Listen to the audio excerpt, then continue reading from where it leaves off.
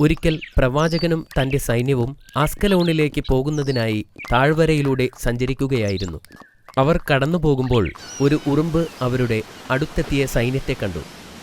അപ്പോൾ ആ ഉറുമ്പ് മറ്റു ഉറുമ്പുകളോട് ഉച്ചത്തിൽ വിളിച്ചു പറഞ്ഞു, നിങ്ങൾ വീടുകളിലേക്ക് ഓടിപ്പോവുക, അല്ലെങ്കിൽ സുലൈമാൻ നബിയും സൈന്യവും നമ്മളെ ചവിട്ടി മെതിക്കും. ഇത് കേട്ടപ്പോൾ പ്രവാചകന് വളരെ സന്തോഷമായി. ഞാനൊരു പ്രവാചകനാണെന്ന് ഈ ചെറിയ ഉറുമ്പിന് പോലും അറിയാം, അദ്ദേഹം ആലോചിച്ചു. അപ്പോൾ ഉറുമ്പുകളുടെ ജീവൻ രക്ഷിച്ചതിന് അദ്ദേഹം അള്ളാഹുവിനോട് നന്ദി പറഞ്ഞു. അദ്ദേഹത്തിന്റെ സൈന്യത്തിൽ ജിന്നുകളും പക്ഷികളുമുണ്ടായിരുന്നു. അവർക്കും ഓരോ പദവികളും നിർദ്ദേശങ്ങളും നൽകിയിരുന്നു. അവർക്കിടയിൽ കർശനമായ അച്ചടക്കം പാലിച്ചിരുന്നു. ഒരിക്കൽ ഒരു പക്ഷി അദ്ദേഹത്തിന്റെ സമ്മതമില്ലാതെ അവധിയെടുത്തതിനാൽ അദ്ദേഹത്തിന് വിഷമമായി. എന്നിരുന്നാലും പക്ഷി താമസിയാതെ അതിന്റെ കാരണം വിശദീകരിച്ചു. പ്രവാചകൻ ഇതുവരെ കാണാത്ത സ്ഥലങ്ങളിൽ പോലും ആ ചെറിയ പക്ഷിയാണ് അന്വേഷണം നടത്തിയിരുന്നത്. നമുക്കറിയാത്ത ചില കാര്യങ്ങൾ ഞാൻ കണ്ടെത്തിയിട്ടുണ്ട്. ഞാൻ സബായിൽ നിന്നും പ്രധാനപ്പെട്ട വാർത്തയുമായാണ് വരുന്നത്, പക്ഷി പറഞ്ഞു. പക്ഷിയുടെ വാക്കുകൾ പ്രവാചകന്റെ ദേഷ്യം കുറയ്ക്കുകയും അത് അദ്ദേഹത്തെ കൗതുകപ്പെടുത്തുകയും ചെയ്തു. പക്ഷി തുടർന്നു, സബ ഭരിക്കുന്നത് ബൽഖീസ് എന്ന് വിളിക്കപ്പെടുന്ന ഒരു രാജ്ഞിയാണ്. അവർക്ക് ധാരാളം സമ്പത്തുണ്ട്, മഹത്തായ ഒരു സിംഹാസനവുമുണ്ട്. പക്ഷേ അവർ അള്ളാഹുവിന് പകരം സൂര്യനെ ആരാധിക്കുന്നു. ആ പക്ഷി പറഞ്ഞത് സത്യമാണോ എന്ന് പരീക്ഷിക്കുവാൻ പ്രവാചകൻ ആഗ്രഹിച്ചു. അതിനാൽ അദ്ദേഹം രാജ്ഞിക്കൊരു കത്തെഴുതി. കത്തും കൊണ്ട് ആ പക്ഷി ബൽഖീസിന്റെ സാമ്രാജ്യത്തിലേക്ക് പറന്നു. രാജ്ഞിയുടെ മുന്നിൽ ആ എഴുത്തിട്ടിട്ട് ആ പക്ഷി പറന്നുപോയി. രാജ്ഞി ആ കത്ത് തുറന്നു നോക്കി. പ്രവാചകന്റെ ആശംസകൾ അവൾ വായിച്ചു. കൂടാതെ അള്ളാഹുവിനെ ആരാധിക്കുവാൻ പ്രവാചകൻ അവരോട് ആവശ്യപ്പെട്ടിരുന്നു. രാജ്ഞി വളരെ അസ്വസ്ഥയായിരുന്നു. അതിനാൽ അവൾ പെട്ടെന്ന് തന്റെ ഉപദേശകരെ വിളിച്ചുകൂട്ടി. തങ്ങളുടെ രാജ്യത്തിന് യുദ്ധത്തിന് വേണ്ടിയുള്ള ശക്തി ഉണ്ടെങ്കിലും പ്രവാചകനുമായി സമാധാനപരമായ ഒരു പരിഹാരമാണ് ഉചിതമെന്ന് അവർ ഉപദേശിച്ചു. അതിനൊരു മാർഗം അവർ കണ്ടെത്തി. വിലപിടിച്ച സമ്മാനങ്ങളുമായി അവരുടെ ദൂതന്മാരെ പ്രവാചകന്റെ കൊട്ടാരത്തിലേക്ക് അയക്കാൻ അവർ തീരുമാനിച്ചു. പ്രവാചകന്റെ സൈന്യത്തെക്കുറിച്ചും രാജ്യത്തെക്കുറിച്ചും മനസ്സിലാക്കാൻ അവർ ദൂതന്മാരെ ഏൽപ്പിച്ചു. ദൂതന്മാർ പ്രവാചകന്റെ കൊട്ടാരത്തിലെത്തിയപ്പോൾ സാബ ഒന്നുമല്ലെന്ന് അവർക്ക് മനസ്സിലായി. അദ്ദേഹത്തിന്റെ സൈന്യത്തിൽ മൃഗങ്ങളും പക്ഷികളും ജിന്നുകളും സേവനം ചെയ്യുന്നതറിഞ്ഞ് അവർ അത്ഭുതപ്പെട്ടു.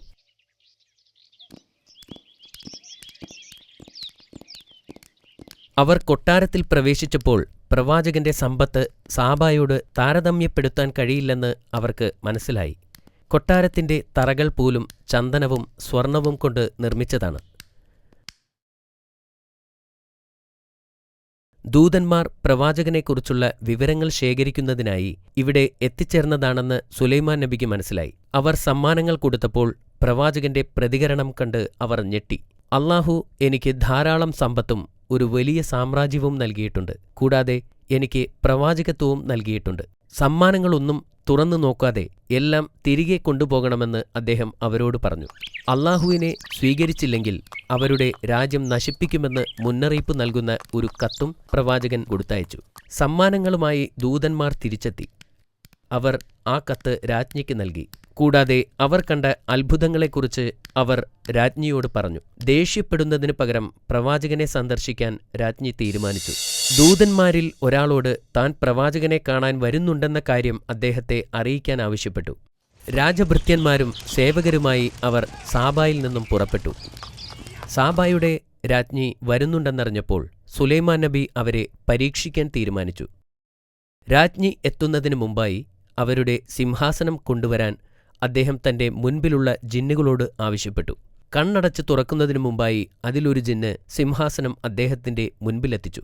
അതിനുശേഷം അദ്ദേഹം സിംഹാസനത്തിൽ മാറ്റങ്ങൾ വരുത്തി. മാറ്റം വരുത്തിയ സാഹചര്യത്തിൽ അത് രാജ്ഞി അംഗീകരിക്കുമോ എന്ന് പരിശോധിക്കാനായിരുന്നു അത്. ബൽഖീസ് കൊട്ടാരത്തിലെത്തിയപ്പോൾ ആഘോഷവും ചടങ്ങുകളുമായി അവരെ സ്വാഗതം ചെയ്തു. അപ്പോൾ പ്രവാചകൻ സിംഹാസനത്തിലേക്ക് ചൂണ്ടിക്കൊണ്ട് പറഞ്ഞു, അത് നിങ്ങളുടേതാണ്. ബൽഖീസ് ആശയക്കുഴപ്പത്തിലായി വീണ്ടും സിംഹാസനത്തെ നോക്കി. വളരെയധികം ആശയക്കുഴപ്പങ്ങൾക്ക് ശേഷം അവർ പറഞ്ഞു, ഇത് എന്റെ സിംഹാസനത്തെ പോലെയുണ്ട്. അവൾ ബുദ്ധിമതിയും സമർത്ഥയുമാണെന്ന് അദ്ദേഹത്തിന് മനസ്സിലായി. പിന്നീട് അവളെ കൊട്ടാരത്തിനകത്തേക്ക് സ്വാഗതം ചെയ്തു. അതിനകത്ത് തറകളിൽ മനോഹരമായ ഗ്ലാസുകൾ പതിച്ചിരുന്നു. രാജ്ഞി ഗ്ലാസിലേക്ക് ചവിട്ടുമ്പോൾ അത് വെള്ളമാണെന്നു കരുതി നനയാതിരിക്കാൻ അവർ തന്റെ വസ്ത്രം ചെറുതായിട്ട് പൊക്കി. ഇത് യഥാർത്ഥത്തിൽ ഗ്ലാസ് ആണെന്നും വെള്ളമല്ലെന്നും പ്രവാചകൻ അവരോട് പറഞ്ഞു. ബൽക്കീസ് അത്ഭുതപ്പെട്ടു. അത്തരം കാര്യങ്ങൾ അവർ മുമ്പ് കണ്ടിട്ടില്ല. അദ്ദേഹം ഒരു നല്ല ഭരണാധികാരി മാത്രമല്ല, ദൈവദൂതനും കൂടിയാണെന്ന് അവൾ തിരിച്ചറിഞ്ഞു. രാജ്ഞി സാബയിലേക്ക് തിരിച്ചു പോകുമ്പോൾ തങ്ങൾ ആരാധിക്കുന്ന സൂര്യൻ ഒന്നുമല്ലെന്നും അത് അള്ളാഹുവിന്റെ ഒരു സൃഷ്ടി മാത്രമാണെന്നും തിരിച്ചറിഞ്ഞു. അവൾക്ക് കുറ്റബോധം തോന്നുകയും സൂര്യനെ ആരാധിക്കുന്നത് നിർത്തുകയും അതുപോലെ ചെയ്യാൻ തന്റെ ജനങ്ങളോട് ആവശ്യപ്പെടുകയും ചെയ്തു. സുലൈമാൻ നബി വലിയ മഹത്വത്തോടെ ജീവിച്ചു. എല്ലാ ജീവികളും അദ്ദേഹത്തെ അനുസരിക്കുകയും ചെയ്തു. അദ്ദേഹത്തിന്റെ മരണവും അദ്ദേഹത്തിന്റെ ജീവിതം പോലെ മഹത്തരമായിരുന്നു. ഒരു ദിവസം പ്രവാചകൻ ജിന്നുകളുടെ ജോലികൾക്ക് മേൽനോട്ടം വഹിച്ചുകൊണ്ടിരിക്കുകയായിരുന്നു. ആ ഇരിക്കുന്ന അതേ ഇരിപ്പിൽ അദ്ദേഹം വഫാത്തായി. അദ്ദേഹം വഫാത്തായ കാര്യം കുറേക്കാലം ആർക്കും മനസ്സിലായില്ല. അദ്ദേഹം ഇരിക്കുകയാണെന്ന് എല്ലാവരും കരുതി. ജിന്നുകൾ അവരുടെ ജോലി ദിവസങ്ങളോളം തുടർന്നുകൊണ്ടേയിരുന്നു. അവർ കരുതിയത് പ്രവാചകൻ അവരെ നിരീക്ഷിച്ചുകൊണ്ടിരിക്കുകയാണെന്നാണ്. കുറച്ച് ദിവസങ്ങൾ കഴിഞ്ഞപ്പോൾ വിശന്നുവന്ന ഉറുമ്പ് പ്രവാചകന്റെ വടിയിൽ കടിക്കാൻ തുടങ്ങി. വടി പ്രവാചകന്റെ കയ്യിൽ നിന്ന് വീഴുന്നതുവരെ അത് തുടർന്നു. ജീവിച്ചിരിക്കുന്ന ഒരു വ്യക്തിയെപ്പോലെ ഇരിക്കുന്നതിനാൽ അദ്ദേഹത്തിന്റെ മരണം ആരും അറിഞ്ഞില്ല. മാഷാ അല്ലാ, അത് വളരെ നല്ല കഥയായിരുന്നു. നിനക്കിഷ്ടപ്പെട്ടതിൽ എനിക്ക് അതിയായ സന്തോഷമുണ്ട്. ഞാൻ നിന്നോട് കുറച്ച് ചോദ്യങ്ങൾ ചോദിക്കട്ടെ? ഞാൻ റെഡിയാണ് ബാബ. സുലൈമാൻ നബിക്ക് പ്രത്യേകമായി നൽകിയ കഴിവുകൾ എന്തൊക്കെയാണെന്ന് നിനക്കറിയാമോ?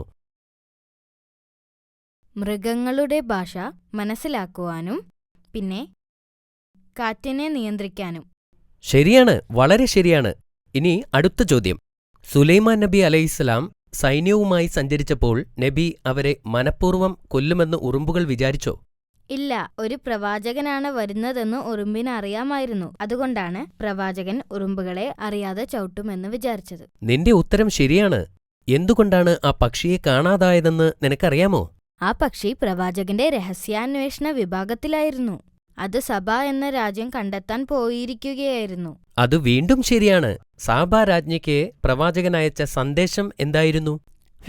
നബി തന്റെ ആശംസകളും അതോടൊപ്പം അള്ളാഹുവിനെ ആരാധിക്കാൻ ആവശ്യപ്പെടുകയും ചെയ്തു. എന്നിട്ട് രാജ്ഞി അള്ളാഹുവിൽ വിശ്വസിക്കാൻ തയ്യാറായിരുന്നോ? ഇല്ല, അവർ തയ്യാറായില്ല.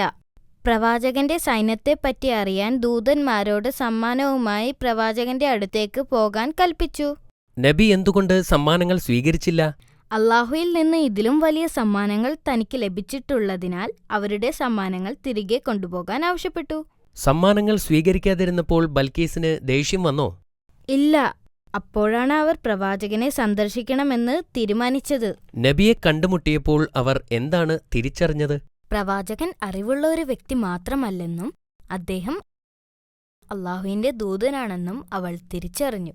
മാഷാ അല്ലാ, ഇന്ന് നീ നൽകിയ എല്ലാ ഉത്തരങ്ങളും ശരിയാണ് മോനെ. ഞാൻ നാളെ മറ്റൊരു കഥ പറഞ്ഞു തരാം. Good night.